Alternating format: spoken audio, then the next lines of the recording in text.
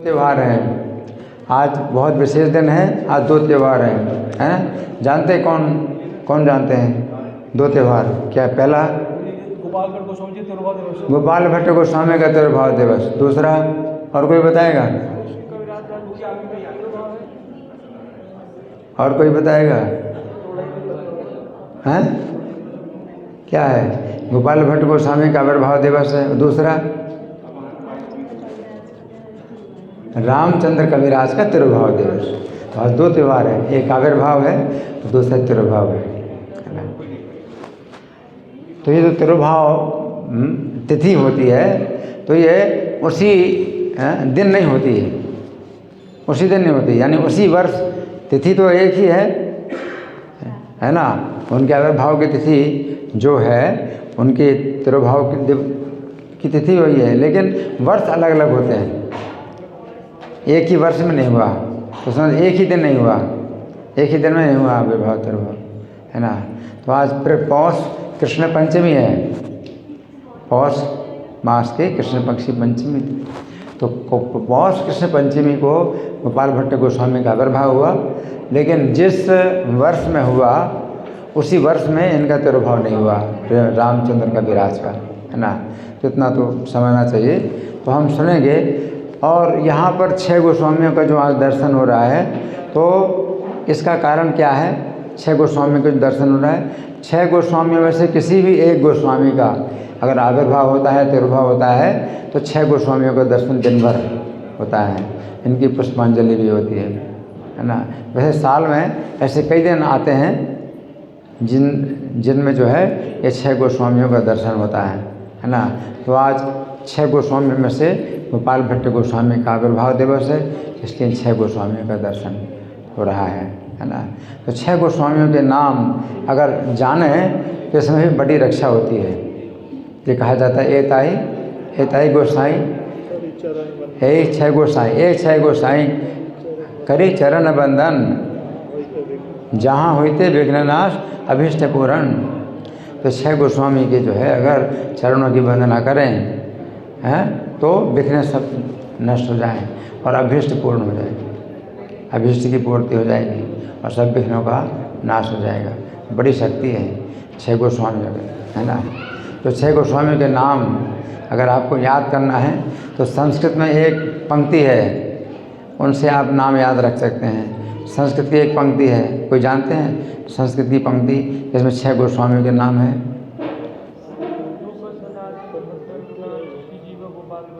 ये बंगाली पंक्ति है, ये भी है एक बंगाली पंक्ति है 6 गोस्वामी के नाम की। एक संस्कृत भी पंक्ति है।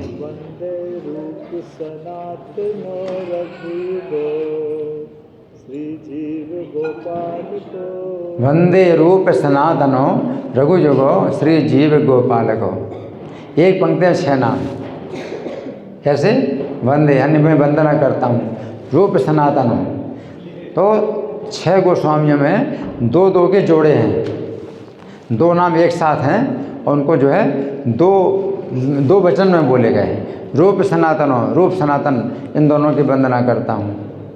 तो रूप सनातन, रूप गोस्वामी सनातन गोस्वामी की एक जोड़ी है ना, इनकी वंदना करता हूँ। फिर दूसरी जोड़ी है रघु युगो, दोनों रघु हैं। तो 2 रघु कौन कौन से हैं? रघुनाथ भट्ट गोस्वामी और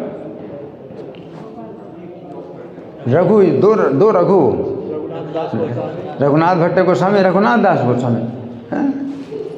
भट्ट नहीं गए, 2 भट्ट है ना। हाँ, 2 भट्ट की जोड़ी भी बना सकते हैं, रघुनाथ भट्ट गोस्वामी, गोपाल भट्ट गोस्वामी, इसमें वो भी है। लेकिन यहाँ पर 2 रघु है ना। तो रघु का मतलब रघुनाथ दास गोस्वामी, रघुनाथ भट्ट गोस्वामी, रघु युगो। फिर तीसरी जोड़ी है श्री जीव गोपाल गो, तो जीव गोस्वामी और गोपाल भट्ट गोस्वामी। तो 6 गोस्वामियों के नाम याद रखने के लिए संस्कृत की पंक्ति आप याद रख सकते हैं। और बंगाली पंक्ति क्या है? बंगाली पंक्ति श्री रूप श्री सनातन भट्ट रघुनाथ, श्री जीव गोपाल भट्ट दास रघुनाथ। ये है बंगाली पंक्ति। श्री रूप श्री सनातन भट्ट रघुनाथ, श्री जीव गोपाल भट्ट दास रघुनाथ। तो ये इस तरह से भी है। तो 6 गोस्वामियों के नाम भी जो है बहुत शक्तिशाली हैं। इनका दर्शन बहुत शक्तिशाली है, बहुत मतलब तेज़ी से ये शुद्धिकरण करता है ना। फास्ट सर्विस है, शुद्धिकरण के लिए फास्ट सर्विस है। तो गोपाल भट्ट गोस्वामी के बारे में हम कुछ सुनेंगे।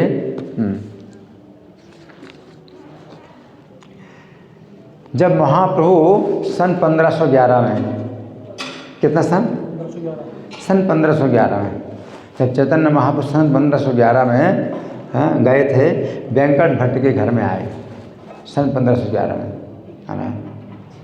तो महाप्रभु का जन्म हुआ था किस सन को? 1486 में जन्म हुआ था। तो 1511 में कितने साल के हुए? 14 और 11 25 साल के, है ना। तो सन 1510 में उन्होंने संन्यास लिया था। 24 साल की उम्र में संन्यास लिया था, है ना। तो 1511 में यानी संन्यास लेकर के 1 साल, संन्यास लिए 1 साल हुआ था। तो चैतन्य महाप्रभु दक्षिण भारत की यात्रा में जब चलते हैं तो जगन्नाथपुरी से दक्षिण भारत की यात्रा करके वापस जगन्नाथपुरी उनको जाना है। जगन्नाथपुरी से चल करके दक्षिण भारत की यात्रा करके और वापस जगन्नाथपुरी वो जाएंगे, है ना। तो इसमें कई महीने लगेंगे, चैतन्य महाप्रभु कई महीने लगेंगे। तो उसी यात्रा में जब ये श्रीरंगम में पहुँचे चैतन्य महाप्रभु और वेंकट भट्ट के घर में पहुँचे, है ना। तो वेंकट भट्ट के पुत्र थे गोपाल भट्ट, उस समय शिशु थे। वेंकट भट्ट के पुत्र गोपाल भट्ट जो है शिशु थे, है ना।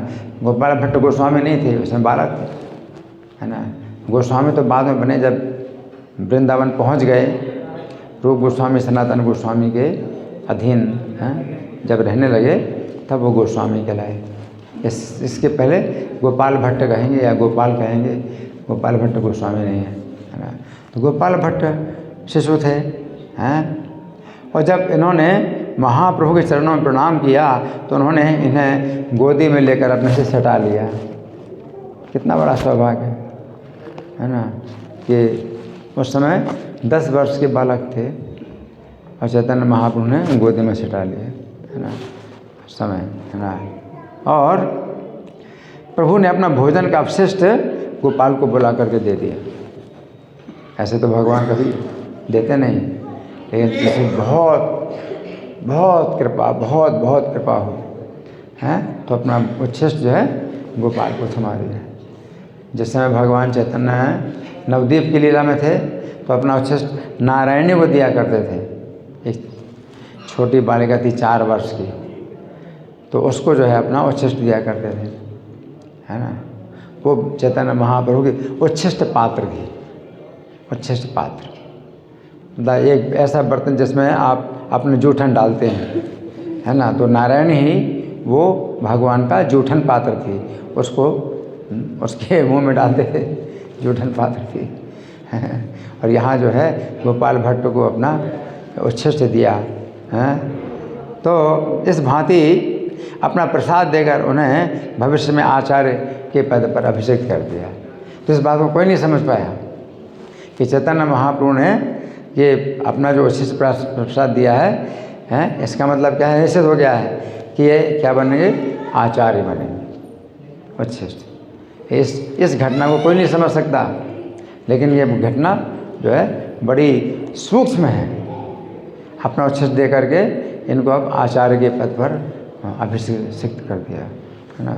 फिर प्रभु जब रंग क्षेत्र में आए थे, चतुर्मास का समय था उस समय, तो उस अवधि में श्री भट्ट के घर पर व्यतीत करने के लिए वहीं रह गए।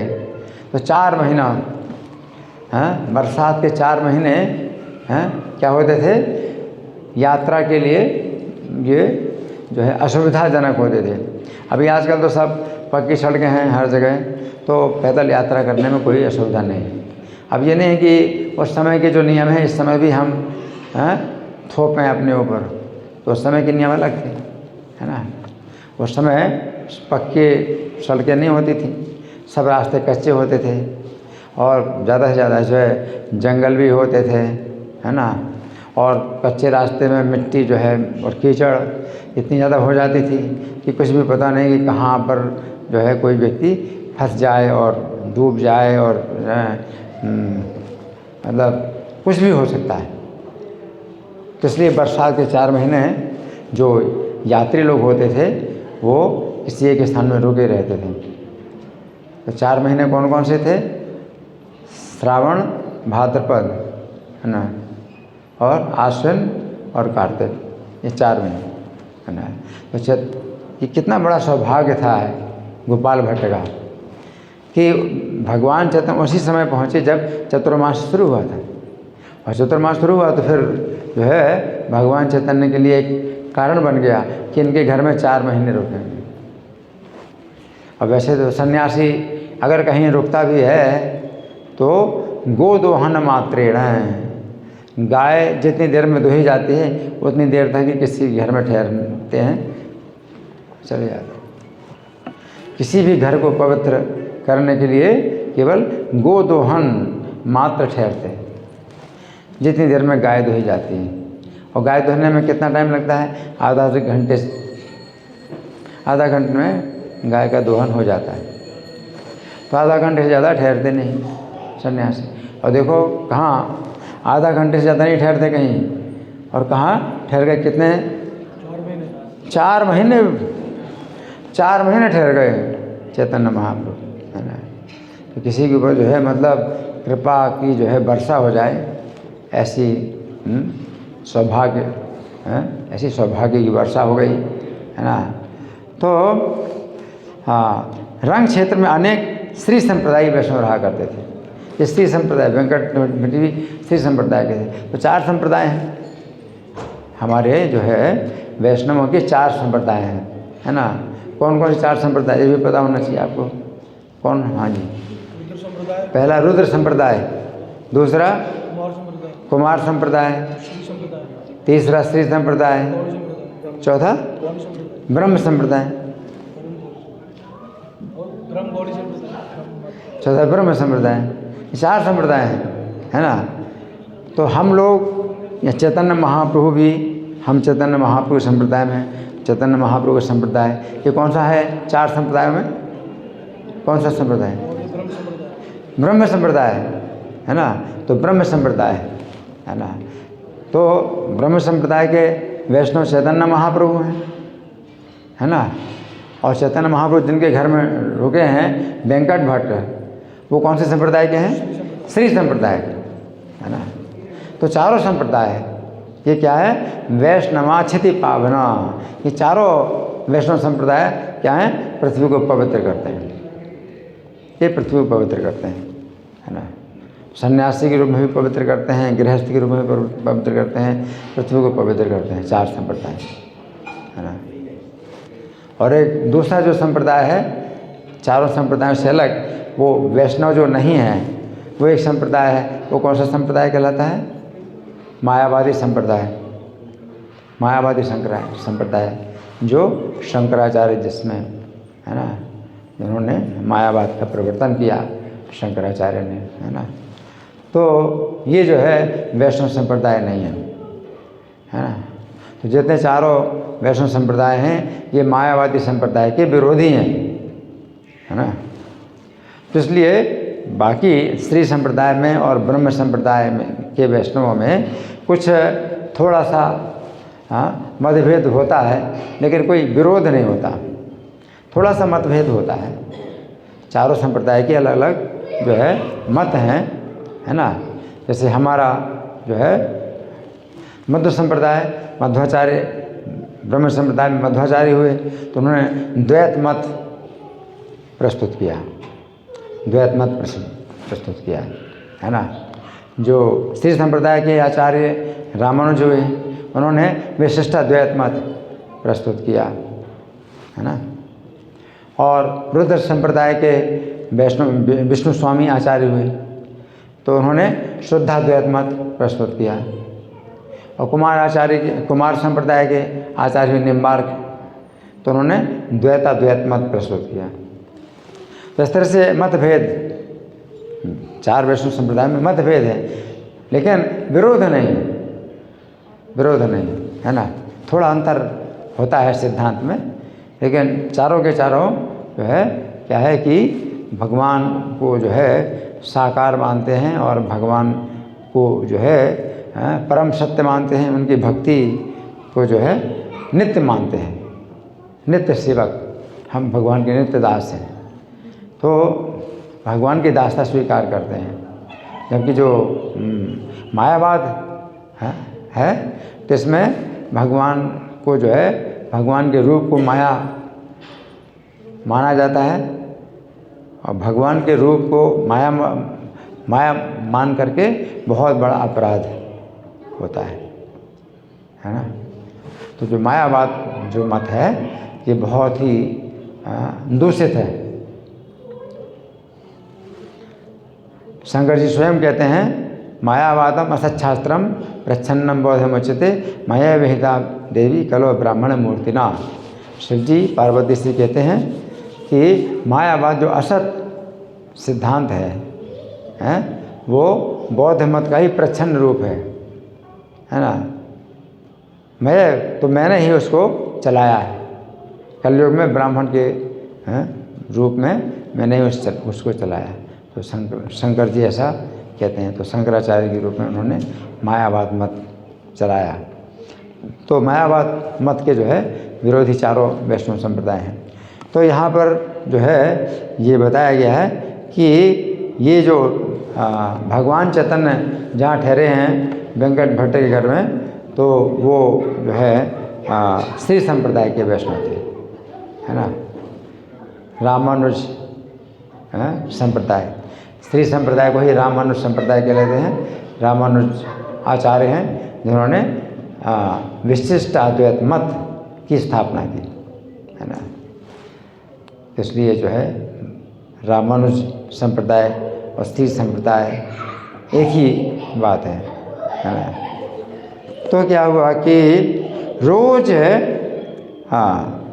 प्रत्येक दिन एक एक वैष्णव ब्राह्मण गृहस्थ प्रभु को भोजन करवाता था। वहाँ बहुत घर थे गृहस्थ। श्री संप्रदाय के जो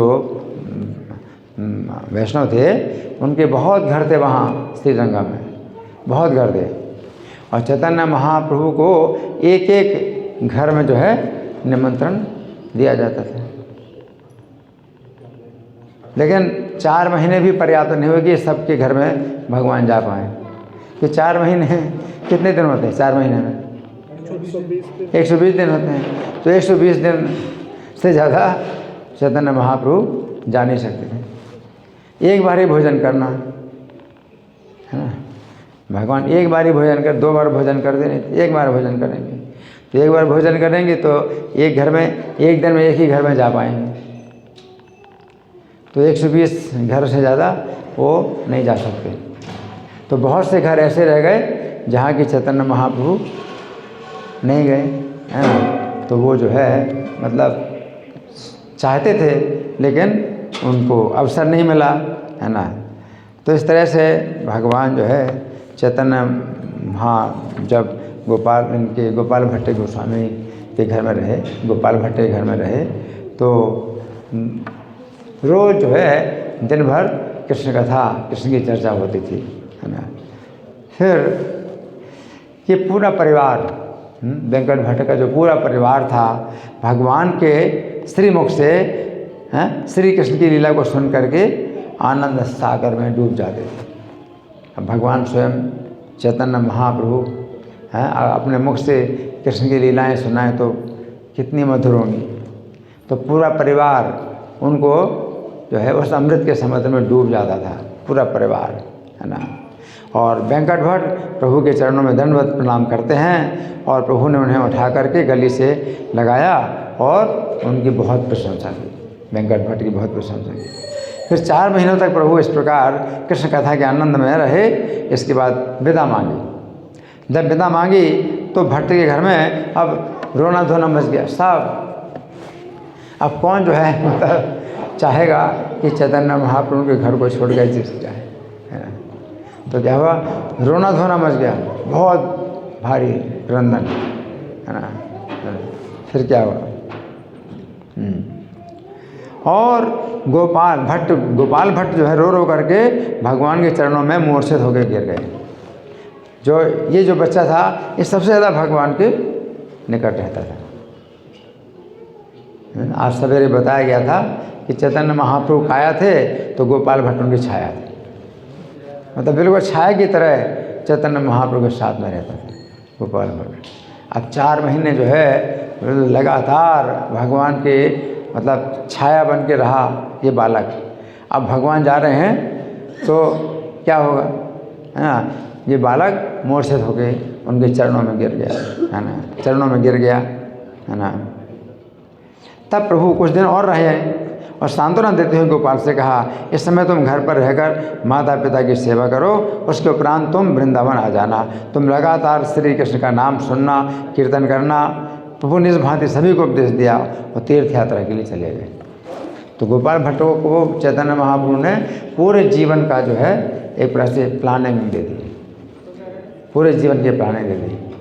अभी 10 साल की अवस्था है बालक की, है ना। कितना दिव्य इस बालक का जो है, कितना दिव्य है, सौभाग्य है कि भगवान जो है 10 साल की अवस्था में ही इस बालक को क्या करते हैं, पूरे जीवन का जो है मतलब बता देते हैं कि पूरा जीवन तुम्हें किस प्रकार से चलना है।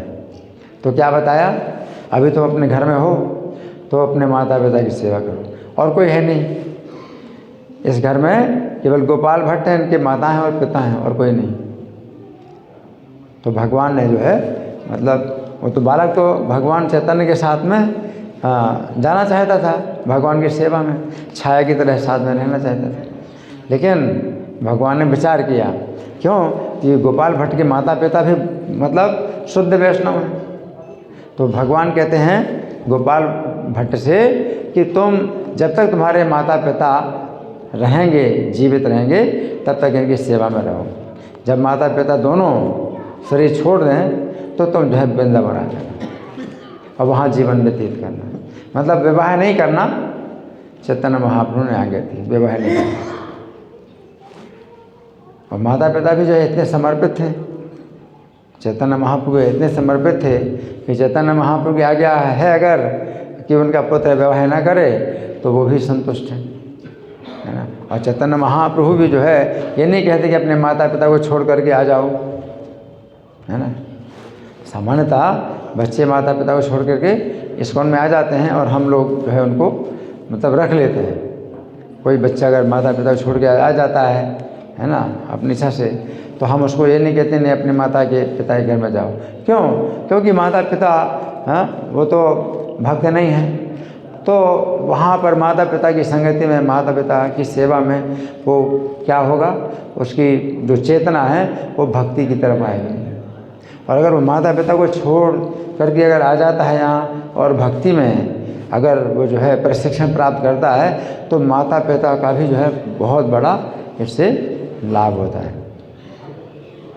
हालांकि वो कष्ट होता है, माता पिता को कष्ट होता है कि उनका पुत्र जो है यहाँ भक्त बन गया है और घर छोड़ दिया, लेकिन अपने पुत्र की याद में उनकी जो है क्या, उनका शुद्धिकरण होता है, उनका शुद्धिकरण होता है। और भगवान उनकी रक्षा के लिए कुछ न कुछ व्यवस्था करते हैं कि अगर पुत्र चला गया उनको छोड़ करके तो वो ऐसे नहीं होंगे कि उनकी कोई देखभाल नहीं कर रहा है। भगवान जो है उस व्यक्ति, जिस व्यक्ति ने अपने सब कर्तव्य छोड़ दिए और भगवान की सेवा में आ गया तो उसका कर्तव्य भगवान पूरा करते हैं।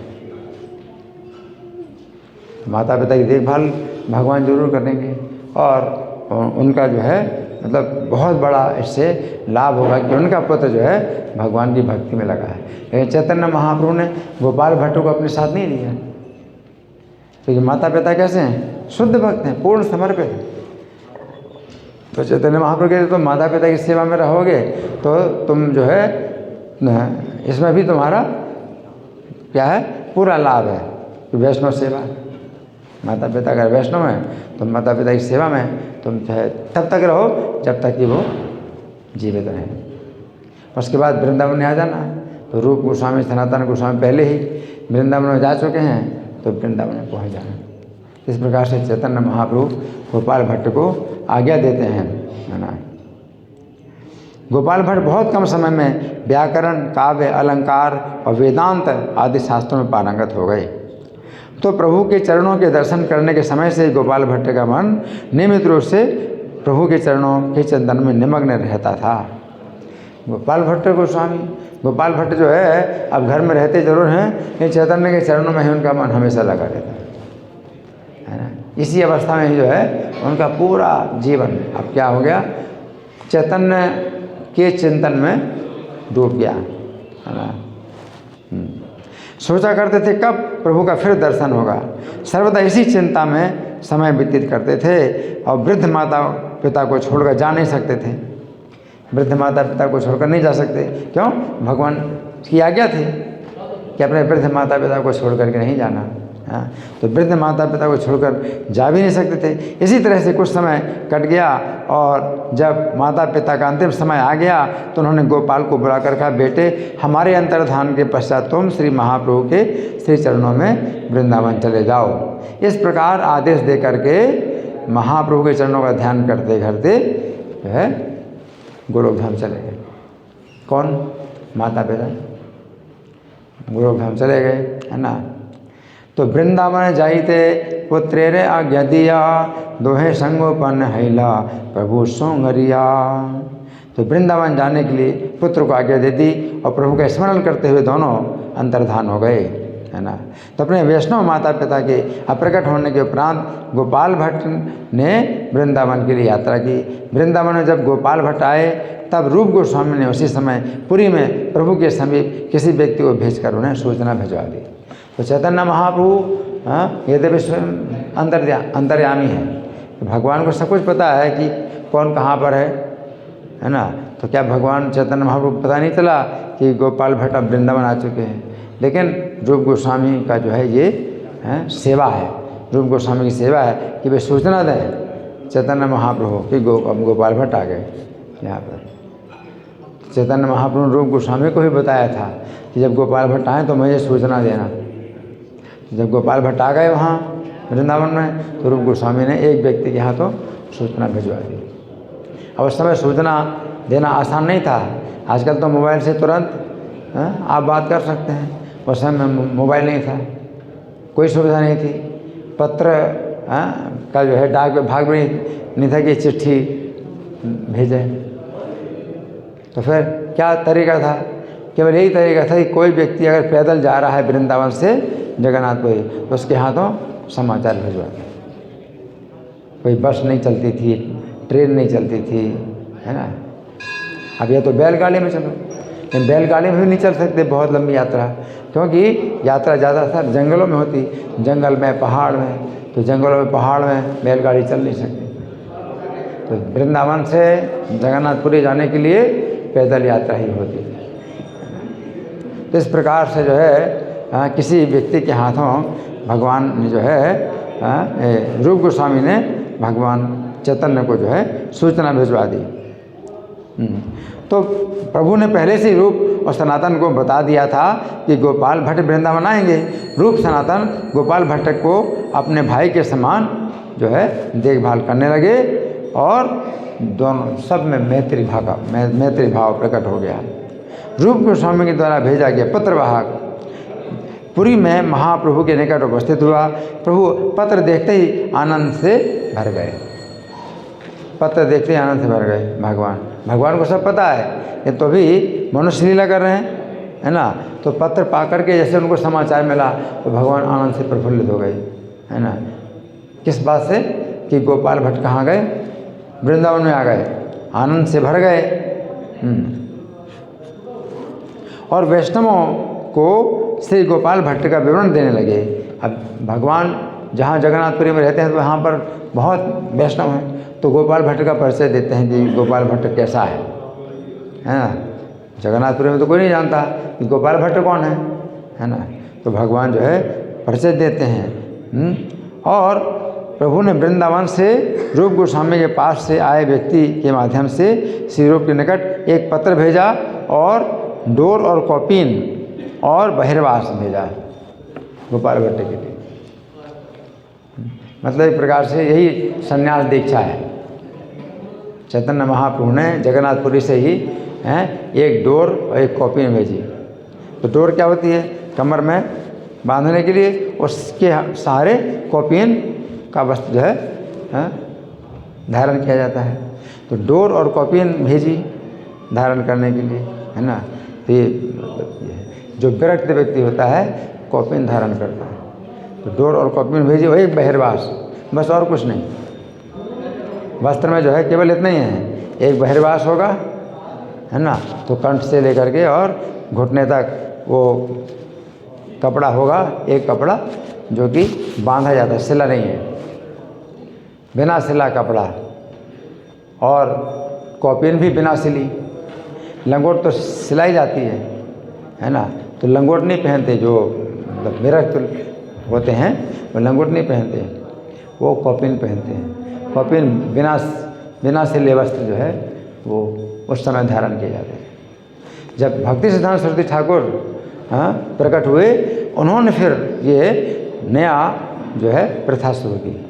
क्या? सिले वस्त्र भी सन्यासी पहनेंगे। सन्यासी सिले वस्त्र नहीं पहनेंगे।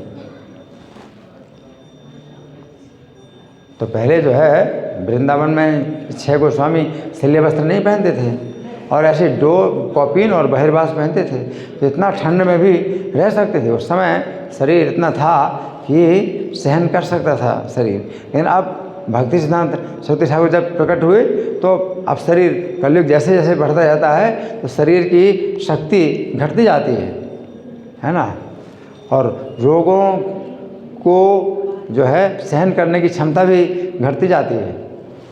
तो अब उस समय जो है भक्ति सिद्धांत सरस्वती ठाकुर के समय अब बिना सिले कपड़े कोई पहने तो फिर क्या है कि जीवन के लिए बड़ा मुश्किल हो गया। तो उन्होंने सिले वस्त्र पहनने की जो है प्रथा चलाई। तो नए मतलब एक नया नियम जो है उन्होंने भक्ति सिद्धांत सरस्वती ठाकुर ने चलाया। जबकि उस समय के बहुत से ऐसे लोग थे जो इसी प्रथा में मतलब वो इतने मतलब थे रूढ़िवादी थे कि भक्ति सिद्धांत सरस्वती ठाकुर का विरोध करते थे। सन्यासी को जो है कार में नहीं बैठना चाहिए, तो वो कार में भी बैठ करके चले हैं। तो प्रचार के लिए आवश्यकता है कि हम कार में बैठ करके यात्रा करें और अलग अलग स्थानों में जो है प्रचार करें।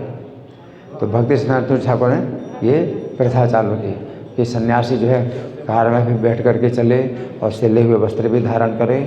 लेकिन चैतन्य महाप्रभु के समय में जो है सिले वस्त्र धारण करने का जो है मतलब कोई आवश्यकता नहीं थी, और न सिलाई होती थी कपड़ों की उस तरह हैं। जैसे आजकल सिलाई बड़ी आसानी से मशीन के द्वारा हो जाती है और बहुत आसानी से होती है ना। लेकिन उस समय सिलाई के लिए भी उतनी सुविधा नहीं थी, तो आवश्यकता भी नहीं थी सिले वस्त्र धारण करने की उतनी ज़्यादा। उस समय सर्दी में कष्ट होता था लेकिन शरीर नष्ट नहीं होता था। अभी तो क्या है, शरीर को कष्ट भी होता है और शरीर नष्ट भी जाएगा। इसलिए अगर हम ये ना सिले कपड़े पहने और जैकेट वगैरह ना पहने तो शरीर भी नष्ट होगा, इसमें भी कई बाधाएं पैदा हो जाएंगी।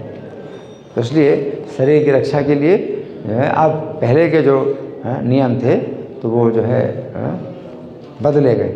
तो ऐसे जो है भक्ति सिद्धांत जैसे आचार्य हैं तो ये जो है महान आचार्य होते हैं जो कि आवश्यकता के अनुसार नियमों को बदलते हैं। तो इनको जो है चैतन्य महाप्रभु ने एक डोर एक कॉपिन भेजा और एक बहिर्वास भेजा, है ना। उसको कभी कंठा भी कहते, कॉपिन कंठा आश्रित हो। एक कंठा मतलब गले में जो है मतलब बांध लेते हैं कुछ इस तरह से कि वो पूरा शरीर को जो है घुटने तक वो चला जाता है, और उसी को जो है कंठा कॉपिन कंठा आश्रित हो, है ना। तो यही जो है मतलब चैतन्य महाप्रभु ने भेजा। कॉपिन के 2 वस्त्र, एक डोर और कॉपिन और एक बहिर्वास गोपाल भट्ट के लिए भेजा चैतन्य महाप्रभु ने, है ना। और रूप गोस्वामी प्रभु के पत्र और श्री गोपाल के लिए भेजे गए वस्तुओं को प्राप्त करके बहुत प्रसन्न हुए, है ना। तो गोपाल भट्ट गोस्वामी के बारे में काफ़ी चर्चा है। तो अब हम सुनेंगे थोड़ा रामचंद्र कविराज के बारे में। रामचंद्र कविराज का आज तिरुभाव दिवस है। और साल में जो है केवल एक ही दिन हम उनको याद करते हैं, क्योंकि इनका आविर्भाव दिवस अज्ञात है। गोपाल भट्ट गोस्वामी का तो आविर्भाव दिवस भी आता है, तिरुभाव दिवस भी आता है ना। तो हम इनको 2 दिन याद करते हैं, लेकिन रामचंद्र कविराज को हम केवल एक ही दिन याद करते हैं, आज के दिन, क्योंकि उनका तिरुभाव दिवस ही हमारे वैष्णव कैलेंडर में आता है, आविर्भाव दिवस नहीं आता है। तो रामचंद्र कविराज जो है गोपाल भट्ट गोस्वामी के जो है संबंध में बहुत जुड़े हुए हैं, बहुत जुड़े हुए हैं, क्योंकि गोपाल भट्ट गोस्वामी के शिष्य हैं श्रीनिवासाचार्य, और श्रीनिवासाचार्य के शिष्य हैं रामचंद्र कविराज, है ना। तो बहुत जुड़े हुए हैं रामचंद्र कविराज, है ना। तो रामचंद्र कविराज जो है श्रीनिवासाचार्य के शिष्य हैं, और इनके पिता थे चिरंजीव सेन। चिरंजीव सेन, क्या नाम था उनका पिता का नाम? चिरंजीव सेन, है ना। तो चिरंजीव सेन के 2 पुत्र थे, एक तो रामचंद्र थे, दूसरे गोविंद थे। दोनों ही महारत्न, दोनों ही महारत्न थे। दोनों ही श्रीनिवासाचार्य की कृपा प्राप्त करके गोधरी ग्राम में रहने लगे। गोधरी ग्राम मुर्शिदाबाद के अंतर्गत है। कौन सा ग्राम है? गोधरी ग्राम। दोनों रहते थे। कौन? रामचंद्र कविराज और हाँ गोविंद, है ना। तो रामचंद्र बहुत बुद्धिमान थे और रूपवान थे, और इनके माता के पिता थे श्री दामोदर कविराज, हैं। तो वो शाक्त थे। माता के पिता शाक्त थे। शाक्त का मतलब शक्ति के अनुयायी, शक्ति के अनुयायी थे वो, शक्ति के पूजक, हाँ शक्ति के पूजक थे, भक्त, शक्ति के भक्त थे, है ना। यानी दुर्गा देवी को ही सर्वोच्च मानते हैं, तो शाक्त कहलाते हैं, है ना। तो दामोदर जो है ये शाक्त थे। और पिता चिरंजीव सेन हैं जब परलोक सिधार गए, तो रामचंद्र और गोविंद अपने नाना दामोदर कविराज के घर पर ही रहा करते थे। तो अब यही थोड़ा इसमें अब भक्ति में बाधा आती है ना, कि जो नाना हैं वो क्या हैं? शाक्त हैं, और ये दोनों जो हैं बच्चे ये क्या हैं? वैष्णव, है ना। तो परिणाम था इन दोनों में शाक्त भाव का प्रबल हो गया। रामचंद्र सेन चिकित्सक थे और महाकवि थे, है ना।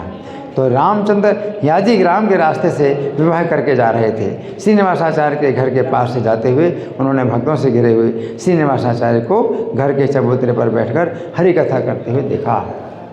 तो रामचंद्र कविराज की जो है जब विवाह हुआ तो याजी ग्राम से, है ना, तो याजी ग्राम के रास्ते से विवाह करके जा रहे थे।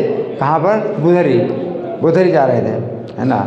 तो रास्ते में क्या देखा इन्होंने कि श्रीनिवासाचार्य अपने घर के चबूतरे पर बैठ करके हरि कथा कर रहे हैं, और इनकी दृष्टि उनके ऊपर पड़ी। दोनों की दृष्टि का मिलन हुआ, है ना। और इनको जो है मतलब रामचंद्र कविराज के ऊपर एक बहुत बड़ी जो है एक प्रकार से कृपा प्राप्त हुई रामचंद्र कविराज को। वैसे भी इनके पिता चिरंजीव सेन थे, तो बहुत बड़े वैष्णव थे ही, पहले से ही वैष्णव थे, लेकिन यहाँ जो है अपने नाना के संपर्क में वो थोड़ा हो गए थे, प्रभाव पड़ गया था, है ना, शक्ति का। लेकिन जैसे ही वैष्णव, महान वैष्णव श्रीनिवासाचार्य का जो है जब उनको दृष्टिपात हुआ, है ना, तो एकदम से क्या हुआ? बड़ा भाव पैदा हुआ, और ऐसा लगा कि जैसे इनको प्राण, इनको मतलब प्राण प्राप्त हुआ, नया प्राण प्राप्त हुआ है, नया जीवन प्राप्त हुआ है। और श्रीनिवासाचार्य ने भी इनको देखा तो इनके साथियों से पूछताछ की कि कौन है, क्या नाम है इनका, है ना, कहाँ रहते हैं। तो उन लोगों ने कहा कि महापंडित हैं, रामचंद्र नाम के महापंडित हैं। तो इन बातों को सुनकर श्रीनिवासाचार्य मंद मंद हंसने लगे। रामचंद्र ने पालकी के भीतर से बैठे हुए श्री आचार्य का दर्शन किया, उनकी बातें सुनी। तभी से उनके मन में इनके दर्शन और मिलन के लिए प्रबल उत्कंठा जागी। घर आए और घर में बहुत आनंद हुआ खूब। जो शादी होती ना, तो शादी में अपनी वधू को लेकर के अपने घर आए तो शादी का जो है सब लोकाचार हो रहा था कि इनका दिमाग कहाँ लगा है? उधर, हैं, पत्नी में दिमाग नहीं लगा है। पत्नी को लेके आए अपने घर, लेकिन इनको जो है इनका जो है मन लगा है श्रीनिवासाचार्य के चरणों में, है ना। तो क्या हुआ कि खूब आनंद का कोलाहल हुआ, विवाह का उत्सव हुआ, हाँ, और खूब स्वागत सत्कार हो रहा है, परंतु इनके बीच में रामचंद्र का मन तो उन्हीं में अटकाया है। देखो कितनी बड़ी घटना है, कितनी बड़ी घटना है। किसी लड़के की शादी हुई और अपनी पत्नी को लेकर के आया अपने घर, और मन उसका पत्नी में बिल्कुल नहीं लगा, और वो एक महान वैष्णव आचार्य के मन के चरणों में उसका मन लगा हुआ है। और यहाँ घर में जो खूब कोलाहल हो रहा है, कितना आनंद मतलब मचा हुआ है ना, बड़ा जो है उत्सव मनाया जा रहा है। लेकिन क्या हुआ कि इन्होंने घर पहुंचकर बड़ी कठिनाई से वो दिन बिताया। इनका दिन नहीं बीत रहा है, इनका दिन नहीं बीत रहा है ना, बड़ी कठिनाई से दिन बिताया, और रात होते ही याजी ग्राम की तरफ चल पड़े, भाग। मतलब कितनी बड़ी घटना है ना, कि शादी के बाद जो है अपनी पत्नी से मिले ही नहीं, है ना, और रात में ही जो है चल पड़े, याजी ग्राम की तरफ चल पड़े। याजी ग्राम के किसी ब्राह्मण के घर पर रात बिताई, और सवेरा होते ही श्रीनिवासाचार्य के घर में आप पहुँचे और उनके चरणों में लेट गए, इनके चरणों में गिर गए। देखो केवल नेत्रों से ही जो है मतलब क्या हुआ, केवल आदान प्रदान हुआ, है ना, और श्रीनिवासाचार्य के चरणों में गिर गए। इधर श्रीनिवासाचार्य ने भी पहले दिन जब से रामचंद्र का दर्शन किया था, तभी से उन्हीं के विषय में सोचते जा रहे थे, और सवेरे उन्हीं का दर्शन करते ही महान आनंद से रामचंद्र को धरती से उठाया और आलिंगन करके कहा कि जन्म जन्म तुम ही हमार बांधव अतिशय। श्रीनिवास ने कहा कि जन्म जन्म के तुम मेरे बांधव हो। श्रीनिवासाचार्य ने किससे कहा? रामचंद्र से कहा, जन्म जन्म के तुम मेरे बांधव हो। हाँ, ये कहा। हाँ, वृंदावन में इसी तरह से भगवान ने नरोत्तम के साथ भी उनका मिलन करवाया था। हाँ, नरोत्तम दास ठाकुर का भी मिलन हुआ श्रीनिवासाचार्य से, उसी प्रकार का मिलन हुआ था पहले। तो रामचंद्र तभी से आचार्य के चरणों में रहकर गोस्वामी ग्रंथों का अध्ययन करने लगे, और आचार्य भी बड़े प्रसन्न हुए इनके व्यवहार से। तभी कुछ दिनों के बाद एक शुभ लग्न में राधा कृष्ण मंत्र प्रदान कर दिया। श्रीनिवासाचार्य ने इनको राधा कृष्ण मंत्र प्रदान कर दिया। कुछ दिनों तक ये याजी ग्राम में रहने के बाद अपने घर लौट गए, और समय 7 लोग हैं वैष्णव धर्म में दीक्षित हुए जानकर बहुत गुस्सा हुए। रामचंद्र को जो है अब उनको पता चला कि ये वैष्णव धर्म में इसने दीक्षा ले ली, जबकि इनके जो नाना हैं वो तो शाक्त हैं, है ना, तो बहुत वो सब शक्ति को पा सकते हैं। तो उन्हीं के घर में, है ना, किसी व्यक्ति ने जो है वैष्णव धर्म की दीक्षा ले ली, तो वो क्या हो गया, बहुत बड़ा गुनाह है कर, बहुत बड़ा जो है, बहुत गुस्सा हुए कि तुम वैष्णव कैसे बन गए, तुम्हारी कैसी इतनी हिम्मत हो कि तुम वैष्णव बन गए, हम सब जो शाक्त हैं, तुम कैसे वैष्णव बन गए। सब गुस्सा हुए इनके ऊपर, है ना, बहुत क्रोध हुए। उस समय शाक्त लोगों ने हाँ, तो इन्होंने जो है इस बात पर कोई ध्यान नहीं दिया, और रोज़ 12 अंगों पर तिलक धारण करते और सभी के सामने हरि नाम का जप भी किया करते। इन्होंने कोई चिंता नहीं की। जैसे वाटर प्रूफ होता है ना, वाटर प्रूफ, तो चाहे जितना पानी पड़े गीला होएगा नहीं, इसी प्रकार से ये अपने जो है उसमें पक्के थे कि कोई कुछ भी कहे। तो बस ये ज़रूरी है कि ऐसे वैष्णव को जो है क्या करना होता है, बहरा बनना पड़ता है, बहरा गूंगा, क्योंकि उनसे जो है बातचीत करने से फायदा कोई नहीं है।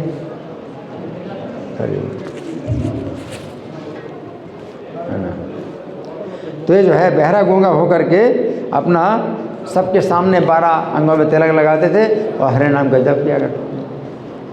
हरे कृष्णा कृष्णा कृष्णा हरे हरे, हरे राम राम राम हरे। एक दिन रामचंद्र स्नान करके अपने घर लौट रहे थे, तब शाक्तों ने पुकार कर कहा, अरे कविराज, ये क्या बात हुई, तुम जो है शक्ति की पूजा किए बिना अपने घर जा रहे हो। तुम्हारे नाना जो है बहुत बड़े भक्त हैं, तो तुमने कैसे देवी का त्याग कर दिया।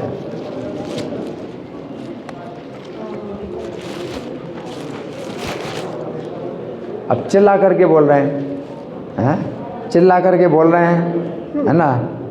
स्नान करके घर जा रहे हैं, तुमने कैसे देवी की पूजा का त्याग कर दिया। तो रामचंद्र ने बताया कि शंकर हो चाहे ब्रह्मा हो, श्री कृष्ण के सब सेवक हैं। श्री कृष्ण की पूजा के द्वारा ही सभी की पूजा होती है। जिस प्रकार से वृक्ष के मूल में पानी डालने से सभी शाखाएं पुष्ट हो जाते हैं। तो उन्होंने कहा, क्या कहा कि जो शक्ति हैं, चाहे शंकर हो चाहे ब्रह्मा हो चाहे शक्ति हो, सबकी पूजा कैसे होती है? कृष्ण की पूजा से ही सबकी पूजा होती है। जैसे वृक्ष की जड़ में पानी डालो तो पूरे वृक्ष में अपने आप सिंचन हो जाता है। तो इन्होंने उत्तर दिया। फिर उन्होंने कहा, प्रहलाद जी, ध्रुव महाराज, विभीषण सभी श्री कृष्ण के प्रिय भक्त थे, तभी इनके ऊपर देवी की भी कृपा थी। इसके विपरीत रावण थे, कुंभकर्ण थे, बाणासुर थे, भगवान के द्वेष करने वाले थे। अतः जो है देवी ने इनका विनाश कर दिया। शास्त्रों में कहा गया है कि ब्रह्मा श्री विष्णु की आराधना के प्रभाव से ही विश्व की रचना करते हैं और भगवान के चरणों का जल गंगा को सिर में धारण करने से शिव जी जगत का मंगल करते हैं। तो रामचंद्र की बातों को सुन करके स्मार्त पंडितों की बोलती बंद हो गई, है ना। तो अब कुछ नहीं बोल पाए, इतना बढ़िया उत्तर दिया। या तो उत्तर देते नहीं, अगर उत्तर देते तो ऐसा उत्तर देते हैं कि फिर कोई उत्तर ही ना हो। या तो बोलते नहीं थे, और जब बोले तो कैसा बोले कि फिर कोई नहीं बोल पाया उनके सामने। कितना बढ़िया उत्तर दिया। क्या उत्तर दिया उन्होंने? उन्होंने कहा कि तुम देवी की पूजा क्यों नहीं करते हैं? उन्होंने कहा, तुम देवी की पूजा क्यों नहीं करते? तुम्हारे नाना हैं, बहुत बड़े शाक्त थे, तुम क्यों नहीं देवी की पूजा? स्नान करके तुम जो है देवी को छोड़ करके घर जा रहे हो, देवी की पूजा छोड़कर घर जा रहे हो। तो क्या उत्तर दिया उन्होंने? श्री कृष्ण की पूजा में सबकी पूजा होती है। हाँ, भगवान कृष्ण की पूजा सबकी पूजा होती है। जैसे जड़ में पानी देंगे, जड़ के पेड़ की जड़ में पानी दोगे तो पूरे वृक्ष में सिंचन हो जाता है। वैसे फिर कोई जवाब नहीं दे पाए, कोई जवाब नहीं दे पाए। रामचंद्र वृंदावन धाम गोस्वामियों के चरणों का दर्शन करने के लिए उत्कंठित हो उठे। वृंदावन जाने की इच्छा है। तभी उन्होंने रघुनंदन ठाकुर और अन्य वैष्णवों के चरणों में अनुमति मांगी और वैष्णवों ने आनंदपूर्वक अनुमति प्रदान की। तो वृंदावन आए। तब एक शुभ दिन में रामचंद्र कविराज वृंदावन धाम की ओर चल पड़े और रास्ते में क्रम से पहले गया गए, फिर काशी, फिर प्रयाग, सबकी यात्रा करते हुए मथुरा में आए और यमुना के विश्राम घाट में स्नान किया और आदि केशव का दर्शन किया, फिर जन्म स्थान का दर्शन किया, फिर वृंदावन आए। उन दिनों श्रीनिवासाचार्य वृंदावन में ही रहते थे। श्रीनिवासाचार्य वृंदावन में रहते, पहले याजी ग्राम में थे ना, जब दीक्षा हुई थी याजी ग्राम में, लेकिन अब श्रीनिवासाचार्य वृंदावन में थे। तो श्री रामचंद्र ने श्रीनिवास और जीव गोस्वामी के चरणों में वंदना की और गौड़ देश के भक्तों का कुशल समाचार उन लोगों को सुनाया। जीव गोस्वामी का आदेश प्राप्त करके रामचंद्र ने गोविंद गोपीनाथ मदन मोहन का दर्शन किया और सनातन के समाधि मंदिर का भी दर्शन किया। तब उन्होंने गोपाल भट्ट और लोकनाथ और भूगर्भ आदि गोस्वामियों के चरणों का दर्शन किया और सभी ने रामचंद्र की अद्भुत कवित्व को देख करके कवि का कविराज की उपाधि दी। रामचंद्र कविराज बोलते हैं, कविराज। कविराज की उपाधि किसको दी जाती है? जो बड़ी सुंदर कविता बनाए। तो ये इनके पास जो है वो शक्ति थी, कविता बनाने की बड़ी शक्ति थी, तो इनको कविराज की उपाधि मिली, है ना, रामचंद्र कविराज। तो ब्रज में गोस्वामियों के निकट कुछ दिन ठहरे। उनकी अनुमति प्राप्त करके रामचंद्र कविराज फिर गौड़ देश को आ गए।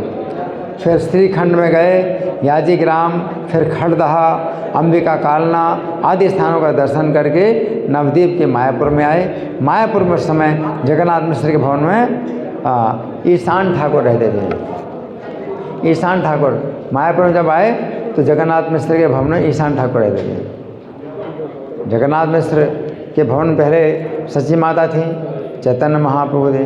फिर चैतन्य महाप्रभु का विवाह हुआ विष्णुप्रिया से, तो चैतन्य महाप्रभु घर छोड़ के चले गए, तो अपनी माता सची को और विष्णुप्रिया को छोड़ के चले गए। तो माता उस घर में सची माता थी और विष्णुप्रिया थी, और उनके सेवक थे ईशान ठाकुर। कौन थे? ईशान ठाकुर। तो फिर जब ये पहुँचे उस घर में, चैतन्य महाप्रभु घर में जब पहुँचे, तो जगन्नाथ मिश्र तो पहले ही जा चुके थे, सची माता भी धाम में चली गई, भगवान के धाम में, और विष्णुप्रिया भी चली गई भगवान के धाम में। ईशान ठाकुर रहते अकेले,